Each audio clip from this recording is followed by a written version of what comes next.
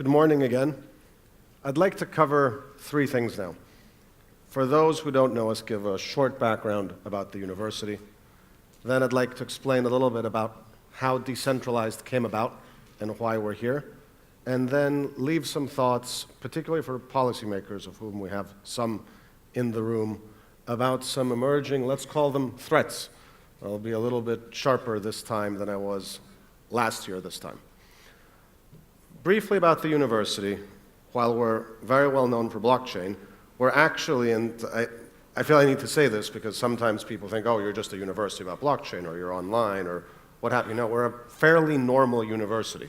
We are the largest university in Cyprus. We have 12,000 students in degree-seeking programs and a few thousand more in professional training programs. We're comprehensive. We have a campus. We run a medical school. We're ranked in the top 100 universities in Eastern Europe, CIS, Central Asia. And we just also happened to be a university that took a very early, very strong position on the topic of cryptocurrency and blockchain. We were the first university in the world in 2013 to accept Bitcoin for tuition. We were the first university in the world to run a course on cryptocurrency and blockchain that I co-teach with Antonis. That started in February of 2014. We were the first to launch an accredited degree in this topic, our Master's in Digital Currency, which also launched in February of 2014, and of which there are at least 15, 20 of the faculty here in this audience. That is not only the first program of this type, it's by far the largest in the world. We have about 550 students in the program right now, of which several dozen are also here in this audience. We were the first to have graduates from a program of this type. We were the first to publish academic certificates on the blockchain.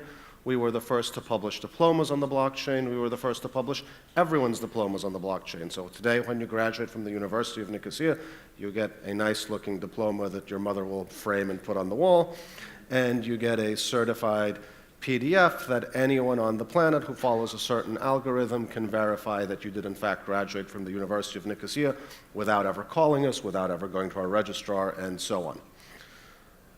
I think we have the largest team in academia working on this topic between full-time faculty, part-time faculty, and staff or researchers. We have about 40 people working on the topic of blockchain and cryptocurrency. I think by most people's assessment, we are the most developed in the world in this area. Now, why? Why did a university in Cyprus in 2013 go into this area? Because as much as today you still have policymakers and governments and businesses that think this is scary, in 2013 this was very scary. Ethereum was still 18 months away. It was just Bitcoin. The general world view of what Bitcoin was somewhere between a tulip bubble or an illicit method of buying your drugs, or maybe for people who thought the government's going to come with black helicopters to steal their gold. Some combination of all three of those. And that's a scary place for a university to go, and we even had quite a bit of resistance internally. And there was a core of us who said, it's none of these things. None of these things actually matter. What has been solved is, in fact, the question of decentralized consensus. The question of decentralized consensus is a gigantic idea. It has nothing to do with the price of Bitcoin. It has nothing to do with if you can buy drugs. What it has to do is how you can actually fundamentally reorganize human transactions, and if you fundamentally reorganize human transactions, you fundamentally reorganize human society, and that is a big 20, 30-year topic. It is exactly the type of thing a university should be doing. It is exactly the type of area we should be pushing. We should be pushing the envelope. We should be looking at difficult topics. We should be trying to help others come along with us on new and difficult topics. And we took the leap, and that's how we got to here. Now, why here, specifically here, decentralized? It's very funny. The actual reason we started Decentralized is we realized we had never seen all the faculty on the program in one place, let alone the students. And we said, would it be nice to meet all our faculty and all our students in one place? And we said, let's have a conference. And then we said, well, once we have a conference, well, let's invite some other people. And then some other people said, well, let's invite some business people, and then maybe some government people. And then it kind of snowballed last year. And by the time we were done last fall in Limassol, we had 550 people and 40 speakers for the first Decentralized, which completely shocked us, to be completely honest. The interesting thing that came out of that, and I think it had that vibe last year, I think it has this vibe this year, there are a lot of blockchain conferences. They are generally 80%, 90% in a very corporate-y context. There's a lot of people pitching a lot of things that they hope will make them money. There's some that are technically oriented, very few that are academically oriented. And I think what we have, and last year, and I think what we have this year, is a great balance of academic participants, governmental and policy participants, and business and commercial participants. And I think that creates an interesting atmosphere, because you have the people who are pushing the envelope on an academic and research side, as we just saw. We have the people who are thinking about how you actually implement this into law, which we also just saw. And then you have the people who are actually out doing it and having the real-world challenges and learnings of having to do it. And so I think we're going to try and keep this concept going, keep this balance going both here at the main conference, and what we've been testing this fall is this idea of decentralized chapters, where people are getting together in a decentralized manner, where we're very light touch. We launched one in New York over the summer, another one in Nicosia 2 weeks ago, and this spring we're going to roll out a lot. And if you're interested in being a chapter head, please find Irini before you leave. And the idea of these chapters is people getting together to talk about these topics with basically zero limited guidance from us. But as we see what people are doing in different locations, we can maybe take people and put them in touch with other people. We have by far the largest alumni community in this space. If you count all the alums of the MOOC, we have over 30,000 alums that have done a cryptocurrency blockchain program of some type at the university. And so we find out that in Dubai, a certain alum is working on topic X, and maybe in Brazil, someone else is working on topic X, and maybe we can, in a more structured way, put them in touch with each other and accelerate the development of this field. As I've said before, at a first approximation, nobody knows anything about blockchain. I speak to a lot of business people, I speak to a lot of governmental people. We're still in the buzzword era, and the single biggest thing holding back development of the field is not the technology, it's people who know what it means, how to use it, how you can actually implement it, what you can implement it for, and what you cannot implement it for. And education and training, we're doing a good job, and we're delivering 0.0000001% of the education that's training that's needed in this space. Effectively, nobody knows anything. And for this to work, a lot of people will at least need to know something. Let's now speak a little bit more generally. Last year, this time, when I gave my opening remarks, I framed it as follows, that blockchain is a way that you can organize sets of people to conduct different activities, different functions, different organizations without someone in charge, right? Bitcoin is a bank without a bank in charge. OpenBazaar is an eBay without an eBay in charge. Numerai is the data research, data science function of a hedge fund without a hedge fund in charge, and sounds super interesting and super promising and fairly optimistic. Today, I'd like to highlight what I've come to conclude is a more fundamental disconnect that I haven't heard anyone speak about yet. I'd like to introduce this concept today. I'm 70% sure about what I'm going to say, and I'd love to discuss it with people over the course of the conference. One cliche that we say, and others say, is that AI and blockchain are going to go together well. Once you have intelligent machines, once you have intelligent bots, they need to be able to conduct transactions with each other.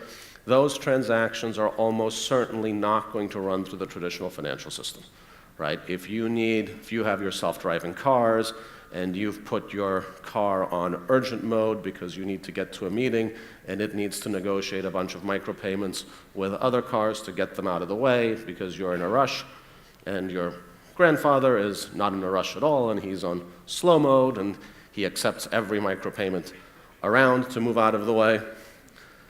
Here you're talking about millions, if not billions, of transactions at a very micro scale. You're not going to use your American Express card for this, right? You're not even going to use Bitcoin as currently structured. It's going to be a layer 2 network on Bitcoin. It's going to be some other specialized blockchain. And that sounds super, right? Like there's AI, and everyone likes AI, and everyone says AI and blockchain are the big things, and there's blockchain, and blockchain will be the economic substrate of AI. Fair. I agree with this. There's something else, though, I want you to think about. Blockchains are a decentralizing force. I believe AI is a massively centralizing force. AI, as we see it today, exists primarily, in its best usage case, in very large centralizing data organizations. What are the best AI outputs today? They're at Google. They're at Facebook. They are at Tencent. They are at the whole social credit infrastructure that has been built in China with several big tech companies and the government. And the reason that is the case is that AI and machine learning and the things that it's good at require large sets of somewhat stable data, right? If you want to do facial recognition, it is really helpful to have billions and billions of photos of people's faces. Let's say I'm a super researcher. I don't actually have access to billions and billions of people's faces, but Google does, the Chinese government does, Tencent does, and so on. And while I'm a huge believer in the fact that AI could dramatically raise quality of life, there is a tremendous risk, not that the Terminator robots are going to come get us. I actually have limited short-term concern about that. But there is a huge risk that certain organizations end up picking up superhuman powers, right? We saw some of these concerns emerging recently with all of this election hacking work. Can Cambridge Analytica predict that if we show this exact ad to this exact person, I can influence them in a way that someone who is doing a normal election campaign cannot? And I think that's true. And then I think these two things are fundamentally at odds if two of the largest technology trends of the next 10 years, one is a centralizing one and one is a decentralizing one. And the question is, well, what do you do about that? And what's the missing link? And my hypothesis, and this might be controversial to some people in this room, is that the policy response so far is totally misguided. The policy response is, we need to protect privacy. We're going to lock down the data. I think this is pointless. I think privacy, as we know it, is effectively dead. It's a waste of time. We are no more than 5 to 10 years away from machine learning algorithms that can look at anyone in this room, predict who they are, predict their age, understand where they bought their clothing, how much they bought them for, make a prediction about how wealthy they are, maybe even see from their pulse, from their skin tone, if they have heart disease, and all of this without knowing them, without touching them, at a distance of 5, 7 feet. And once that technology exists, which it will, the history of technology is that you cannot contain it. It will get out, and at least some people will have it. And in that world, privacy, as understood and as the legislators think about it, will not functionally exist. We will be returning in a way to the village approach. If you lived 100 years ago in a Greek village, you had no functional privacy as thought of today. You knew who was wealthy, you knew who had more land and more olive trees and more goats, and who was sleeping with whom, and who came from a good family, and all these things. You had no privacy. Your personal data, your personal identifiable data, everyone knew it. The whole village knew it, right? So this idea that you can move completely anonymously through the world is a function of big cities at a certain point in time in human history. And so my concern is that these technologies are going to exist, and they're going to be in centralized hands. And to the degree that they're in centralized hands, they're not dangerous because the technology is dangerous. They're dangerous because people are dangerous. And when you give people a lot of power to manipulate other people, someone is going to use it in an inappropriate way.